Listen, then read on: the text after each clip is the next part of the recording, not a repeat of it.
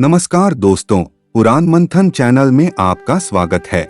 दोस्तों, भगवद गीता हमारे जीवन में काफी महत्वपूर्ण ग्रंथ है।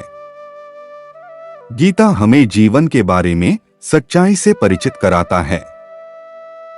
महाभारत के युद्ध के समय भगवान श्री कृष्ण ने अर्जुन को गीता उपदेश दिया था। पौराणिक कथा के अनुसार जिस समय भगवान श्री कृष्ण कुरुक्षेत्र की रणभूमि में अर्जुन को गीता के निष्काम कर्मयोग का उपदेश दे रहे थे, उस समय सिर्फ धनुर्धारी अर्जुन ने ही गीता का ज्ञान प्राप्त नहीं किया था, बल्कि अर्जुन के अलावा इस उपदेश को विश्व में 4 और लोग सुन रहे थे, जिसमें पवन पुत्र हनुमान, महर्षि व्यास के शिष्य तथा धृतराष्ट्र की राजसभा के सम्मानित सदस्य संजय और बर्बरीक शामिल थे। बर्बरीक घटोत्कच और अहिलावती के पुत्र तथा भीम के पोते थे। जब महाभारत का युद्ध चल रहा था, उस दौरान उन्हें भगवान श्री कृष्ण से वरदान प्राप्त था कि कौरवों और पांडवों के इस भयंकर युद्ध को देख सकते हैं। जब गीता का उपदेश चल रहा था, उस दौरान पवन पुत्र हनुमान अर्जुन के रथ पर बैठे थे, जबकि संजय धृतराष्ट्र से गीता आख्यान कर रहे थे। महाभारत के रचनाकार महर्षि वेदव्यास से ही संजय को दिव्य दृष्टि प्राप्त हुई थी, ताकि वो युद्ध क्षेत्र की सारी बातों को महल में बैठकर ही देख लें और उसका हाल धृतराष्ट्र को सुनाएं। इसके बाद संजय ने नेत्रहीन धृतराष्ट्र को महाभारत युद्ध का हर अंश सुनाया। धृतराष्ट्र ने पूरी गीता संजय के मुख से सुनी। वह वही थी जो कृष्ण उस समय अर्जुन से कह रहे थे। भगवान श्री कृष्ण की मंशा थी कि धृतराष्ट्र को भी अपने कर्तव्य का ज्ञान हो और एक राजा के रूप में वो भारत को आने वाले विनाश से बचा लें। यही नहीं, यही वह 4 व्यक्ति थे, अर्जुन, हनुमान जी, बर्बरीक और संजय, जिन्होंने भगवान श्री कृष्ण को विश्वरूप के रूप में देखा।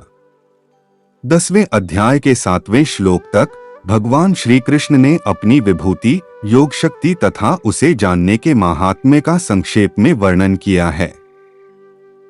फिर 11वें श्लोक तक भक्ति योग तथा उसका फल बताया। अर्जुन ने भगवान की स्तुति करके दिव्य विभूतियों तथा योग शक्ति का विस्तृत वर्णन करने के लिए श्री कृष्ण से प्रार्थना की। अपनी दिव्य विभूतियों के बारे में बताने के बाद आखिर में श्री कृष्ण ने योग शक्ति का प्रभाव बताया और समस्त ब्रह्मांड को अपने एक अंश से धारण किया हुआ बताकर अध्याय समाप्त किया। यह सुनकर अर्जुन के मन में उस महान स्वरूप को प्रत्यक्ष देखने की इच्छा हुई। तब 11वें अध्याय के आरंभ में भगवान श्री कृष्ण ने विश्वरूप के दर्शन के रूप में अपने को प्रत्यक्ष किया। इसी विराट स्वरूप में समस्त ब्रह्मांड को समाहित देख अर्जुन मोह मुक्त हुए तथा युद्ध के विरक्ति भाव से मुक्त होकर महाभारत युद्ध का निष्ठापूर्वक संचालन कर कौरवों पर विजय प्राप्त की।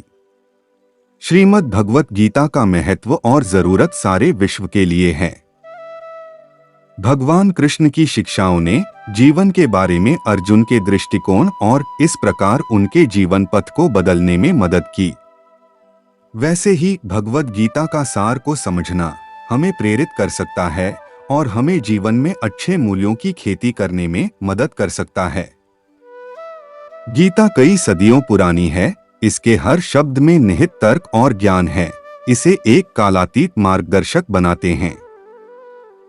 भगवद गीता के चिरस्थायी मार्गदर्शक सिद्धांतों को समझने से हमें रोजमर्रा की जिंदगी में कैसे और क्यों की गहरी अंतर्दृष्टि प्राप्त करने में मदद मिल सकती है। इससे हमें जीवन का एक अलग नजरिया मिलता है। यह आत्म जांच की आदत को प्रोत्साहित कर सकता है और जीवन के लिए व्यावहारिक दृष्टिकोण अपनाने की दिशा में उनका मार्गदर्शन कर सकता है। तो भगवद गीता पढ़ने के कई फायदे हैं। दोस्तों, हमें आशा है कि आपको वीडियो पसंद आया होगा।